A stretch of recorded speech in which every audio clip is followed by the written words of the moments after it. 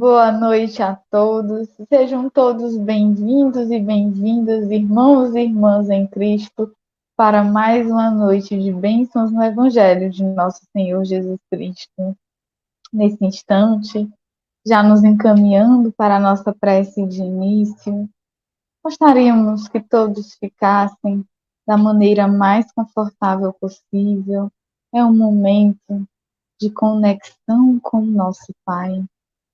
Nós possamos serenar as nossas mentes, possamos sentir as boas vibrações que emanam de nosso Pai maior. Amado Pai, te agradecemos, Senhor, por esta oportunidade bendita de estarmos reunidos por este meio, a ouvir a Tua palavra, a sentir o Teu esclarecimento e o Teu consolo em nossos corações calejados e necessitados do Teu amor. Serena, Senhor, as nossas emoções, os nossos sentimentos, para que possamos, em nossos corações, ter campos férteis para a semente que hoje irá ser lançada. Muito obrigada por tudo. Fica conosco hoje e sempre. Boa noite, amigos. Obrigada, querida. Com certeza, um prazer enorme retornar ao convívio da casa, nosso lar, aí da cidade de Barras, o convívio dos nossos irmãos, para mais um momento de reflexão acerca da doutrina espírita. E hoje nós vamos aqui conversar sobre um tema extremamente importante, que é a providência divina. Esse tema nós extraímos da obra A Gênese, que está lá no capítulo 2, quando trata de Deus, nos itens 29 a 30. A Gênese, nós sabemos que é um livro que praticamente foi retirado todo o seu conteúdo da primeira parte de O Livro dos Espíritos. E essa parte que trata da providência divina, que está nesse capítulo 2, refere-se ao capítulo 1 de O Livro dos Espíritos, intitulado De Deus, onde Kardec comenta as questões trazidas pelos espíritos. Então, ele aborda nesse capítulo da Gênese, que trata de Deus, a existência de Deus, da natureza divina, a providência e a visão de Deus. Nós sugerimos a leitura do capítulo por inteiro, porque os comentários de Kardec são maravilhosos com relação a esse tema, com relação às questões do Livro dos Espíritos, que ficam um pouco sucintas, e ele explora um pouco mais o tema. Então, vamos conversar sobre esse item da providência divina. E lá já inicia dizendo que a providência é a solicitude de Deus para com as suas criaturas. Então, vamos aqui destacando logo duas palavrinhas: providência e solicitude. O dicionário define providência, uma das definições que nós achamos que se enquadra bem no nosso estudo, disposição prévia dos meios necessários para a consecução de um fim. Ou seja, a providência, essa disposição prévia dos meios necessários, nós vamos aqui já colocando Deus como sendo o nosso Pai maior, que providenciou todos os meios necessários à consecução de um fim, quer dizer, a nossa evolução, a nossa peregrinação ao longo da nossa jornada evolutiva, e a solicitude como sendo boa vontade, desejo de atender da melhor maneira possível alguma solicitação, empenho, interesse e atenção. Então, Deus é solícito conosco. Não só providenciou o que era necessário para que nós andássemos nessa estrada da evolução, como se coloca à disposição, com boa vontade, para atender da melhor maneira possível as nossas solicitações, os nossos interesses. Ele tem uma atenção totalmente direcionada para todos nós, como veremos no nosso estudo. Mas nós não vamos abordar o tema conforme se encontra lá na Gênese. Nós vamos pegar aqui uma outra vertente, que também vai nos conduzir ao mesmo entendimento proposto por Kardec no livro A Gênese. Por isso, nós convidamos os irmãos a consultarem a obra, estudarem a obra, principalmente esse capítulo 2, que fala sobre Deus, que lá terão uma outra abordagem, que não é essa que nós iremos fazer agora. Por quê? Nós vamos aqui, para tratar dessa questão da providência divina, relembrar os princípios básicos da doutrina espírita.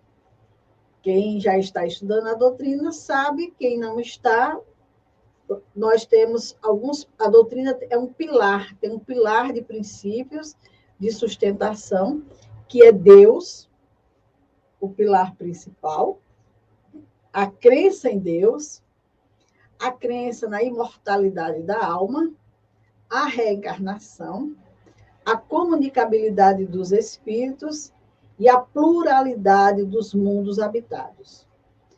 Então, nós vamos ver de que forma se manifesta a providência divina em nossas vidas através desses princípios básicos que a doutrina nos traz, para que a gente possa ter noção desse grande amor de Deus, dessa grande providência em nossas vidas.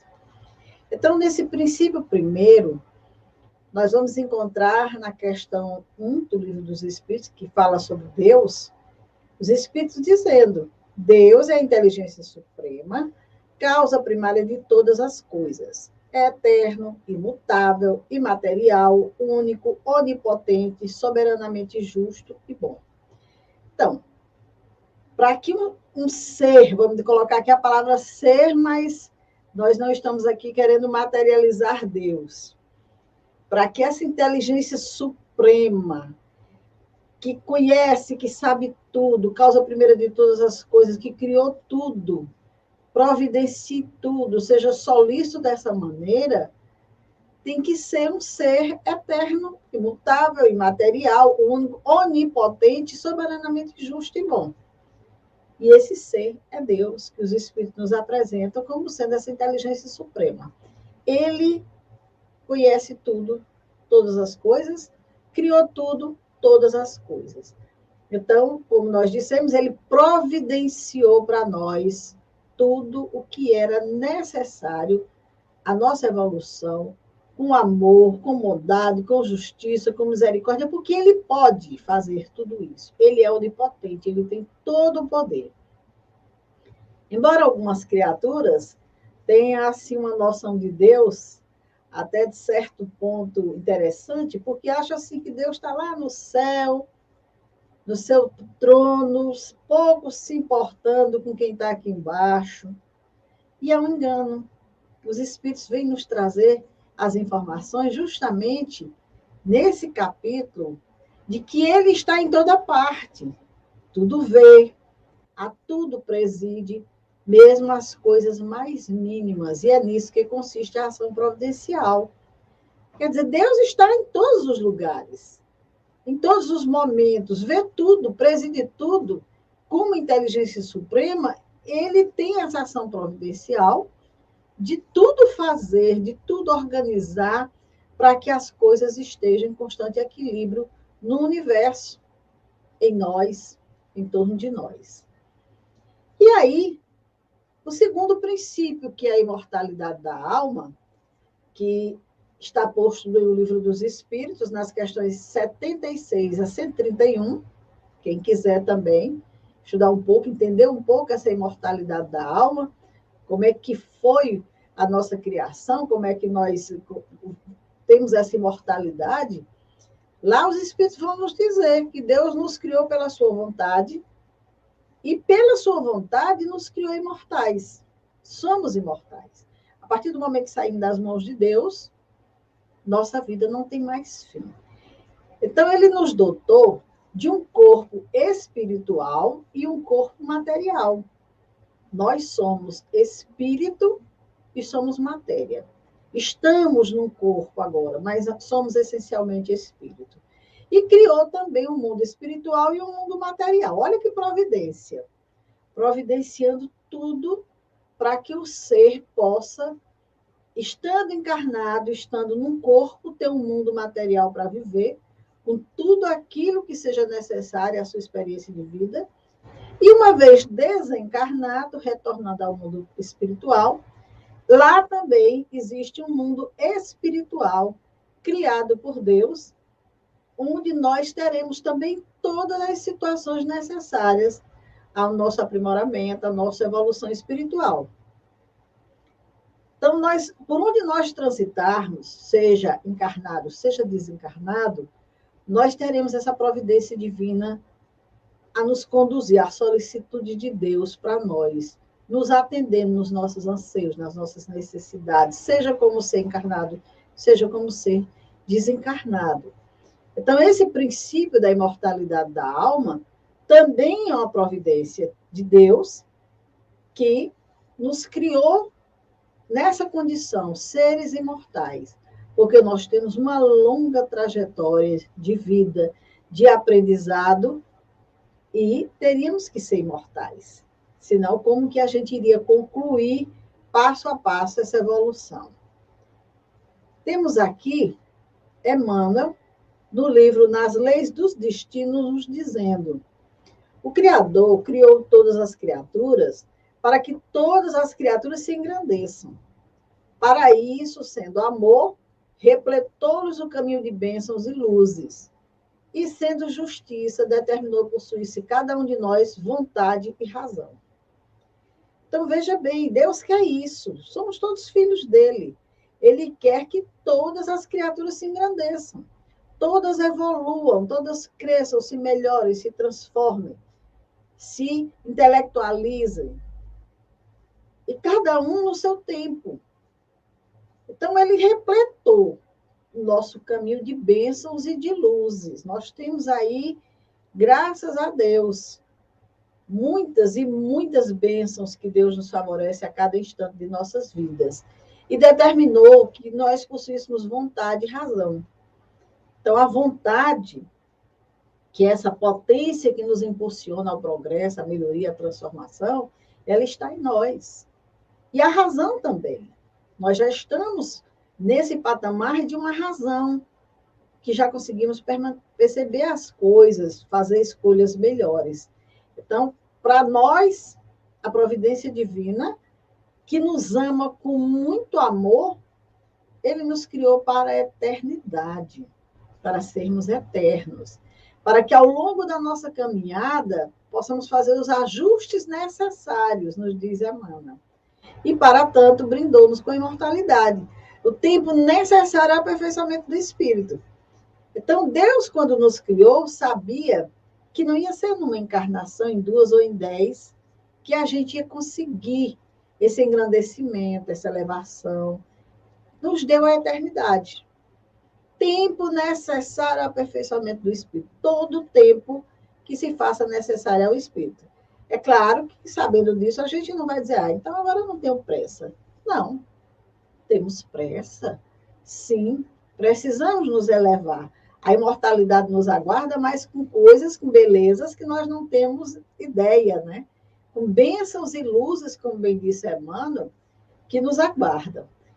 Então, para tanto, para que a gente, como somos imortais, e a gente não exerce essa imortalidade numa só vida, de dizer assim, então, se eu sou imortal, para quê? Por que eu morro? Não. Nós precisamos ter essas etapas, esses ciclos.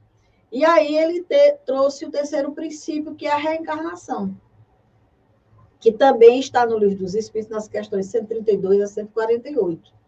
Para quem quer entender o que é a reencarnação, como ela se processa, por que a gente reencarna, para quê?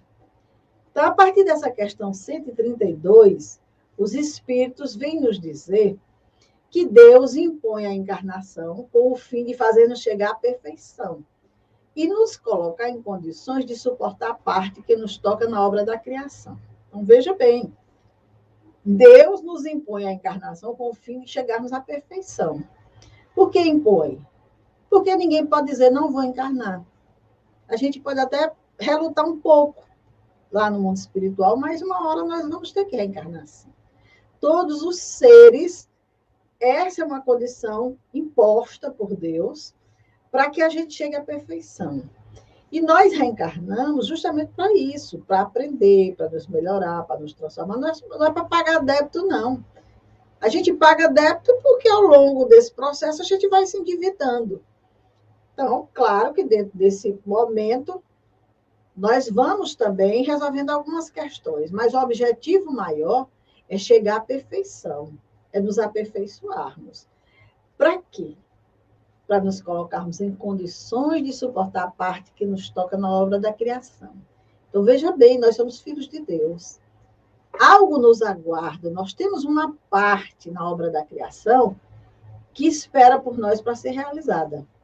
Deus está criando incessantemente mundos e mundos.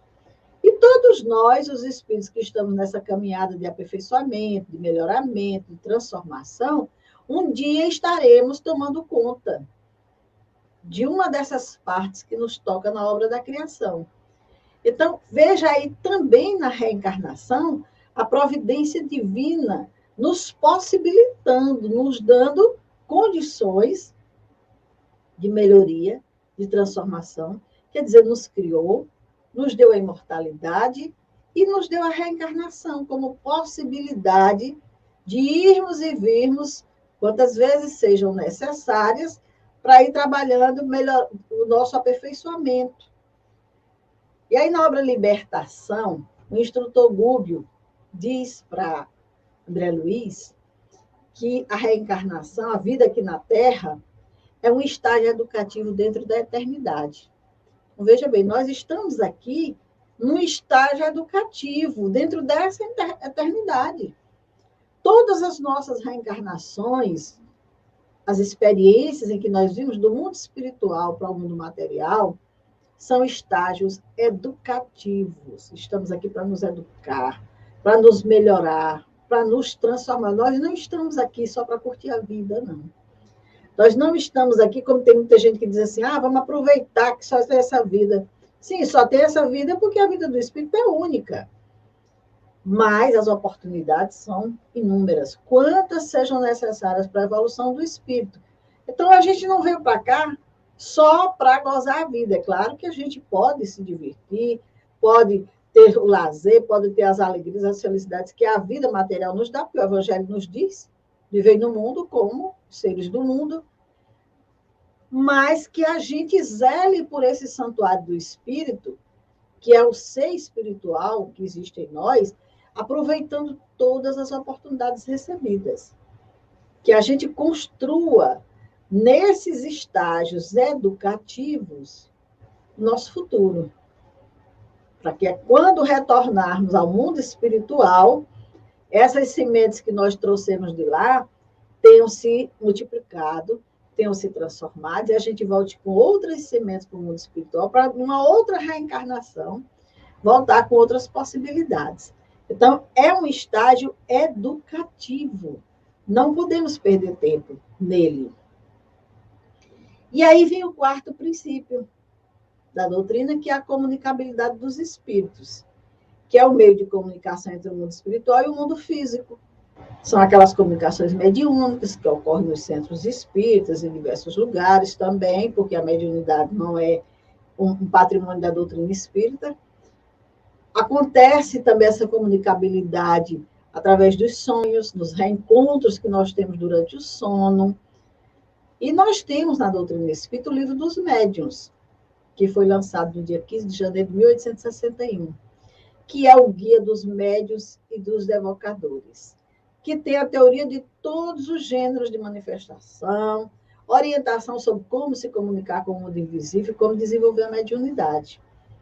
Então, veja bem, também a providência divina trazendo para nós, nesse correio divino, que, como diz Emmanuel, o correio do céu nunca se interrompeu, os espíritos trazendo para nós orientações, informações de como melhor nos conduzirmos com esse mecanismo de comunicação que possibilita que estejamos em contato com aqueles que partiram, porque nós vivemos aqui na Terra encarnados, mas daqui a pouco nós estaremos desencarnados.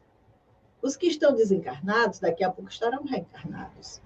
E esses interesses que nos unem aqui na Terra, que fazem com que a gente tenha sentimentos uns pelos outros, é que vai fazer com que as comunicações aconteçam, mesmo que estejam fora da nossa vida material, através das comunicações.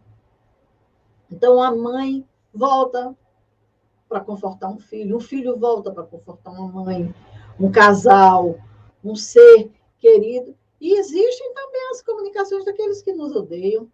Então, é um campo que Deus permite que se mantenha para que a gente não esteja tão longe da espiritualidade, para que a gente não se desacostume desse contato do mundo espiritual, desse convívio com o mundo espiritual. Quando a gente dorme, a gente sonha, a gente se encontra com os nossos entes queridos. Isso são as comunicabilidades que a lei nos permite e que, pela providência divina, graças a Deus, nós temos acesso. E o quinto princípio, que é o princípio da pluralidade dos mundos. O Emmanuel aqui nos diz que a doutrina dos espíritos veio desvendar ao homem o panorama da sua evolução e esclarecê-lo quanto às suas responsabilidades, porque a vida não é privilégio da terra obscura, mas a manifestação do Criador em todos os recantos do universo. Então, não é só aqui na Terra que existe vida, não. No universo inteiro. E nós não vivemos apenas na Terra. Nós habitaríamos muitas moradas na casa do Pai, como Jesus mesmo disse. há muitas moradas na casa do Pai. Se assim não fosse, eu teria dito. Teria dito para os apóstolos, não existe isso, mas Jesus confirmou.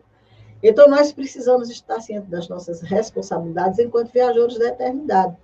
Principalmente nesses momentos que nós estamos vivendo, em que nós estamos aí às portas de uma transição, de um mundo de regeneração, aonde muitos dos espíritos que continuam, que perseveram no mal, não vão mais poder ficar na Terra. Para onde eles vão? Para outras moradas, para outros mundos. Aqueles que se propõem a se melhorar, a se transformar, poderão ficar aqui na Terra, no mundo renovado, ou ir para outras moradas semelhantes à da Terra. Mas sabendo nós, consoante o que a doutrina dos Espíritos nos diz, que a providência divina nos dotou de todas as possibilidades que nós temos e que hoje, graças ao Espiritismo, nós estamos tendo essas informações. Para muita gente, isso aqui é ficção. E é uma realidade presente, sim. Então, o Espiritismo realiza o que Jesus disse do Consolador Prometido. Conhecimento das coisas, fazendo que o homem saiba de onde veio, para onde vai, porque está na terra. Atrai para os verdadeiros princípios da lei de Deus e consola pela fé e pela esperança.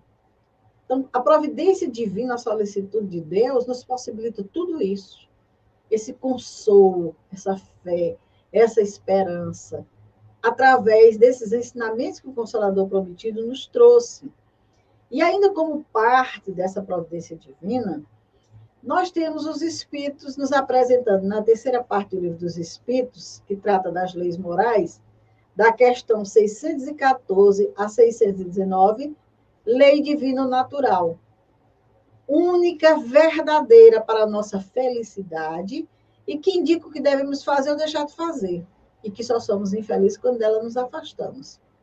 Então, Deus estabeleceu leis no universo, providenciou leis para que a gente saiba se conduzir. Assim como na Terra nós temos as leis, embora falhas, infelizmente, as leis divinas não, elas são regras constantes, invariáveis, emanam de Deus e têm por finalidade auxiliar o desenvolvimento consciencial do espírito.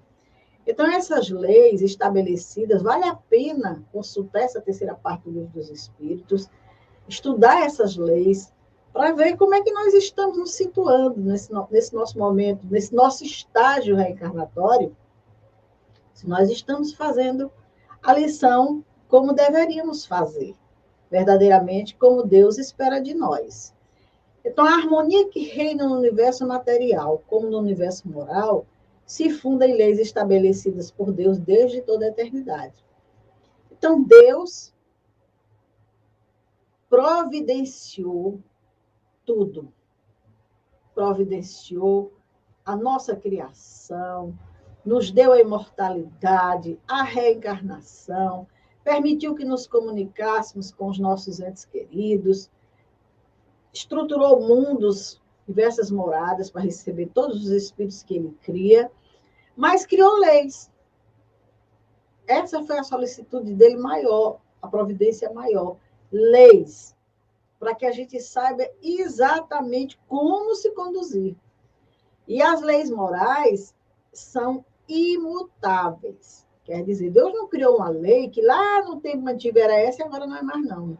Ah, não, evoluímos, tem que mudar essa lei. De jeito nenhum. As leis de Deus são imutáveis, são de todos os tempos. Lei que ninguém destrói. Não adianta ninguém querer burlar a lei de jeito nenhum, porque vai sofrer as punições. Todas as vezes que nós subestimamos, nós estamos ali sendo punidos por nós mesmos, não é por Deus, não. É por aquilo que a gente realiza. E não adianta querer ignorar essas leis. A gente pode até tentar, mas elas estão na nossa consciência. Olha que coisa interessante. Olha que providência maravilhosa. Na nossa consciência. Não é Deus que vai dizer que nós estamos fazendo coisas erradas. Não é Deus que vai dizer que esse não é o caminho. Nós, à medida que vamos melhorando, nos aperfeiçoando, vamos tendo esse entendimento como espírito. E nós mesmos vamos sentindo a necessidade de retornar em mais um momento, refazer a jornada. É tipo aquela situação de um ser que está fazendo algo errado no trabalho, ou na escola, na universidade, seja lá onde for, e aí vai dormir e pensa, poxa, fiz tudo errado, mas ainda bem que amanhã eu vou ter a oportunidade de refazer isso. Vai lá e refaz tudo. A reencarnação é isso. É esse estágio onde a gente, na noite do grande sono, que é o nosso momento de retorno à pátria espiritual, nós fazemos uma avaliação e a gente percebe, fiz tudo errado. Levei um programa para ser realizado, não cumpri nada, fiz tudo errado. E aí a misericórdia divina, providencia para nós o retorno. Vá lá, faça tudo de novo, tente fazer melhor. E aí a gente volta, uma nova encarnação para um novo aprendizado. Então, quando os Espíritos nos dizem que a providência, a solicitude de Deus para com as suas criaturas, nós podemos entender que Ele nos criou e providenciou para que não nos faltasse nada no percurso da nossa evolução. Nada.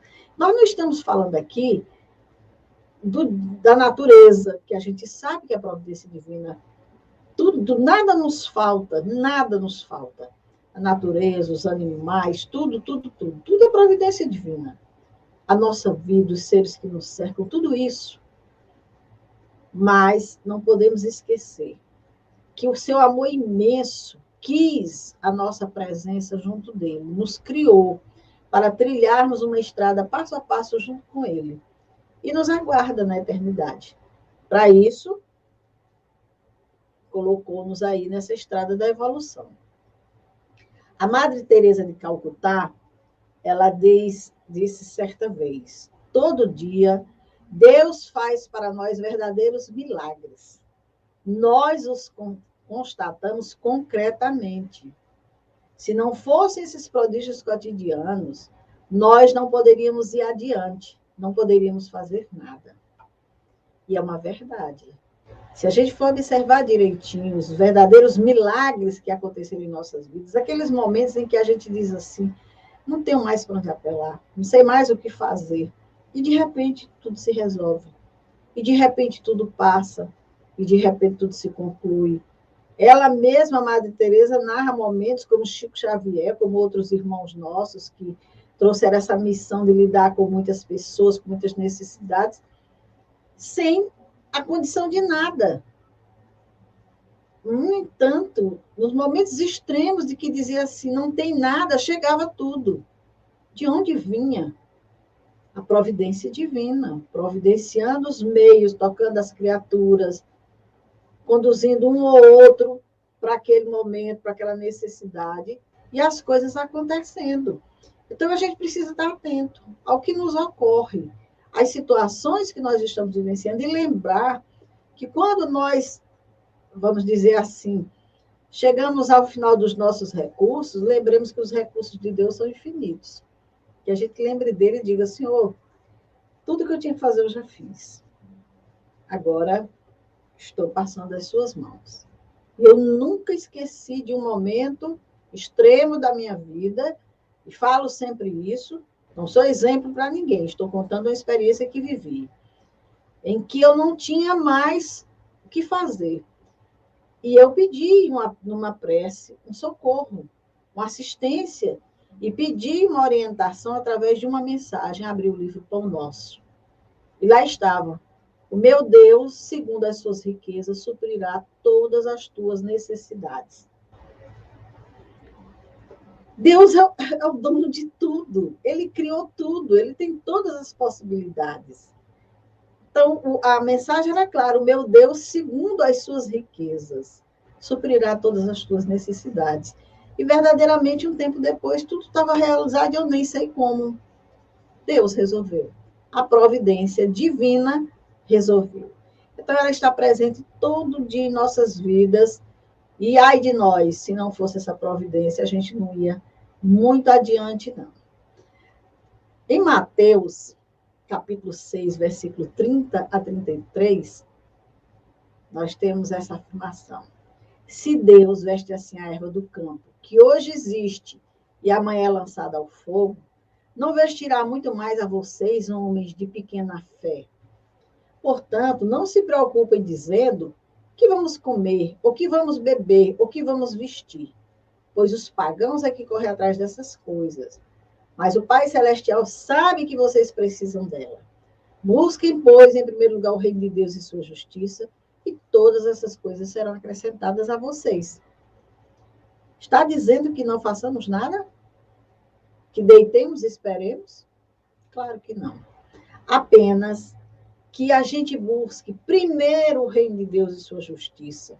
Nada nos faltará. Se nós andarmos nos caminhos de Deus, nós estaremos na abundância de Deus, com certeza. Então, essa preocupação exagerada, absurda que nós temos, e que esquecemos que somos seres espirituais, que esquecemos que somos filhos de Deus, é que faz muitas vezes que a escassez chegue até nós.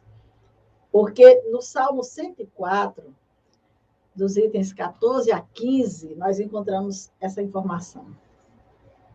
É o Senhor que faz crescer o pasto para o gado e as plantas que o homem cultiva, para da terra tirar o alimento. O vinho que alegra o coração do homem, o azeite que ele faz brilhar o rosto e o pão que sustenta o seu vigor. É Deus. O homem vai lá fazer o trabalho dele. Mas se não tiver as condições propiciadas por Deus, não tem trabalho.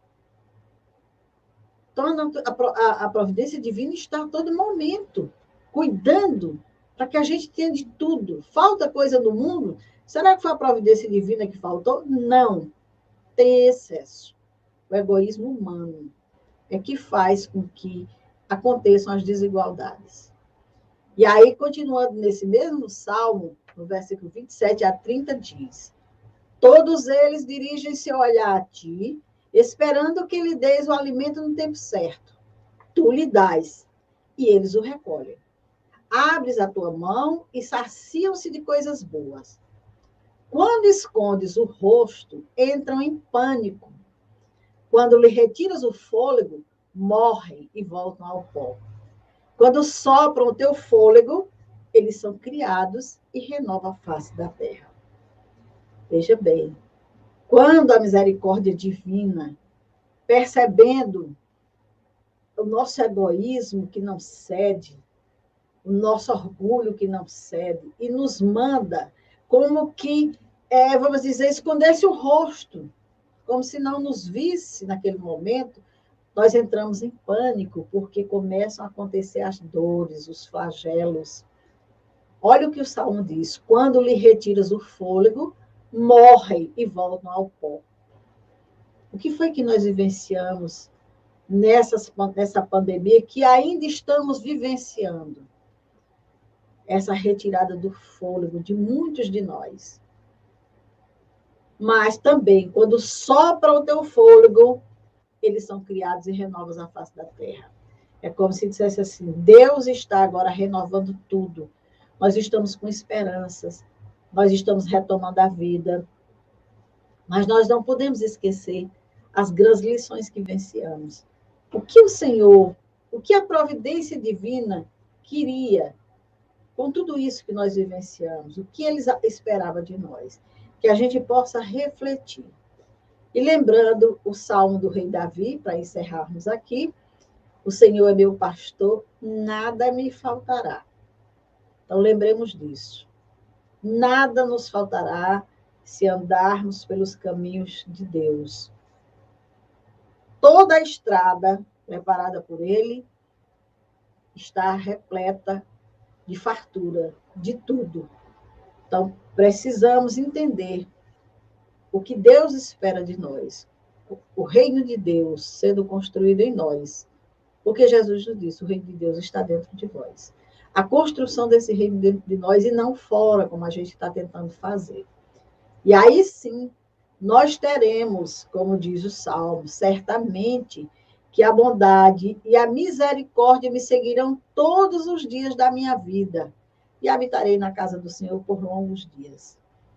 Se nós fizermos a lição, com certeza, o nosso Pai, de infinita bondade e misericórdia, solícito com todos os seus filhos, estará abençoando, estará, com certeza, nos dando todas as alegrias, E mesmo que não sejam as alegrias que nós esperamos, com certeza serão as que serão melhor para nós, porque Deus nos criou, Deus sabe das nossas necessidades e Ele nos dá exatamente aquilo de que nós necessitamos. Então, sejamos gratos a Deus. E quero encerrar aqui deixando um convite a vocês. Revisem essa leitura. Capítulo 2, da Gênese à Providência Divina, o capítulo inteiro, e vocês vão se deliciar com todos os ensinamentos que lá estão. Nessa sintonia de harmonia e de amor, proferir a nossa prece de encerramento. Amado Pai, de infinita misericórdia e bondade, te agradecemos imensamente, Senhor, pela oportunidade que hoje tivemos de compreender um pouquinho mais sobre o Teu Evangelho de amor, sobre o que nos aguarda, Senhor, se formos verdadeiramente cristãos. Abençoa cada coração que nesse instante necessita do Teu amor e da Tua misericórdia. Abençoa os lares conectados conosco.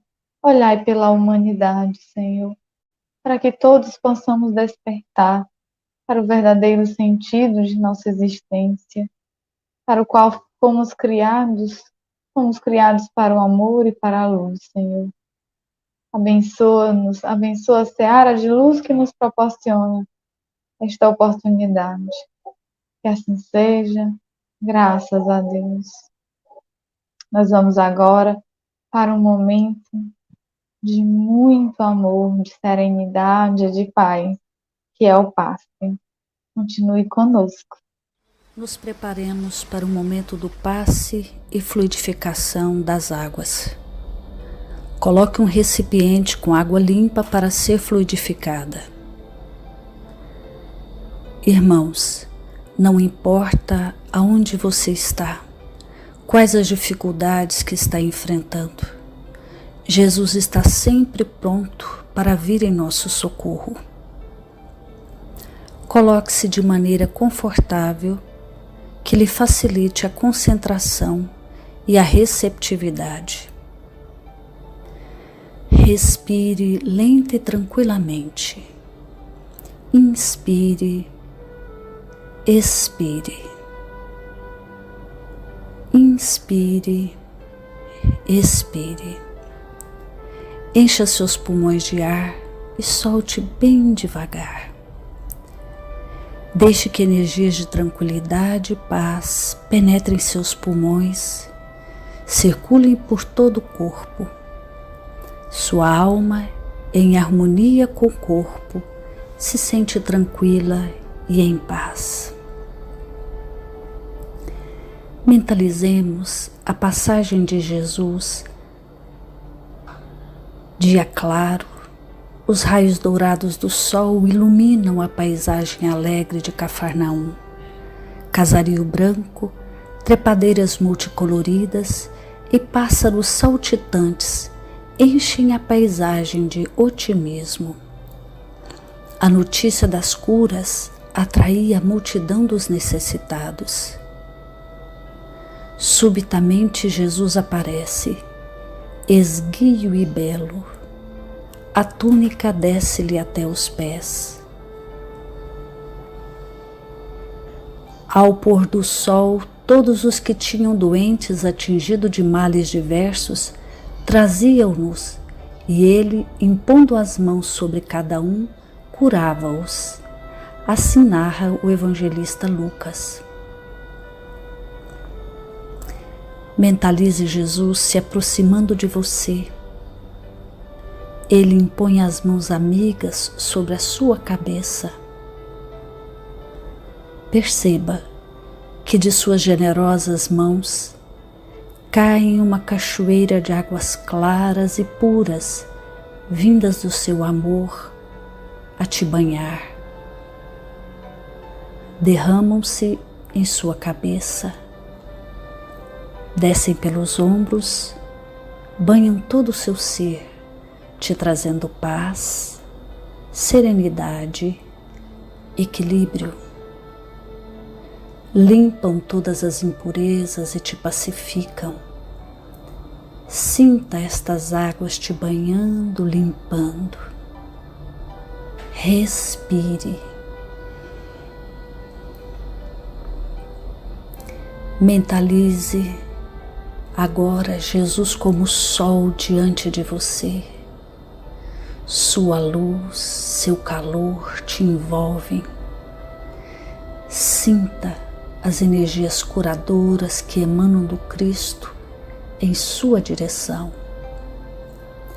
Ele ouve as suas preces. Confie nele. Seu amor é infinito e te acompanha e protege, oferecendo de tudo o que necessitas.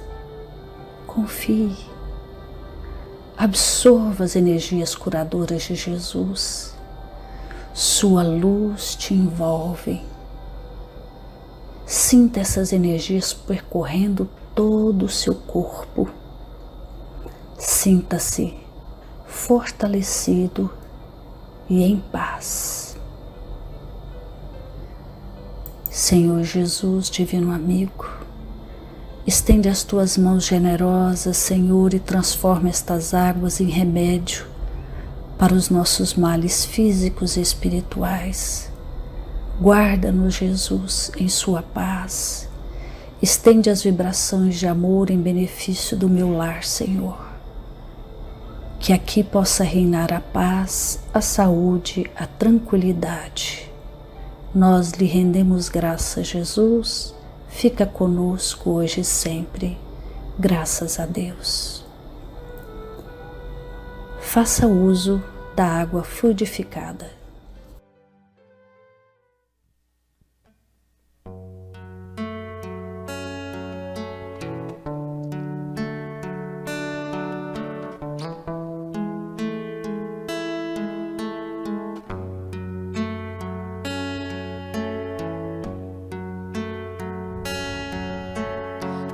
Descalços, mãos marcadas, moradores das calçadas, esquecidos como a própria noite. Rosto triste, olhar tão raro, na esperança de um amparo.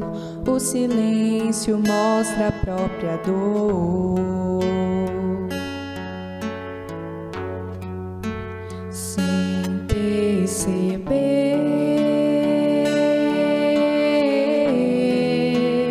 Finjo não ver e prefiro evitar. Preciso ter olhos de ver e mãos de ajudar. E amar como ele amou.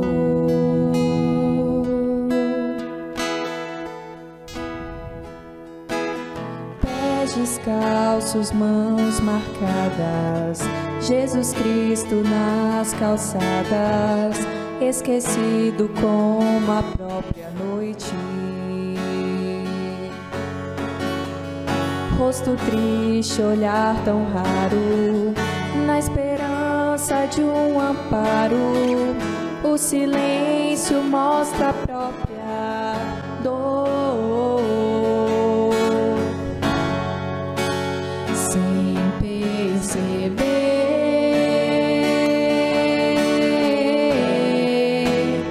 finjo não ver e prefiro evitar.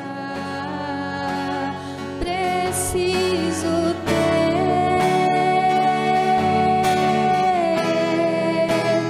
olhos de ver e mãos de ajudar. E amar como ele amou.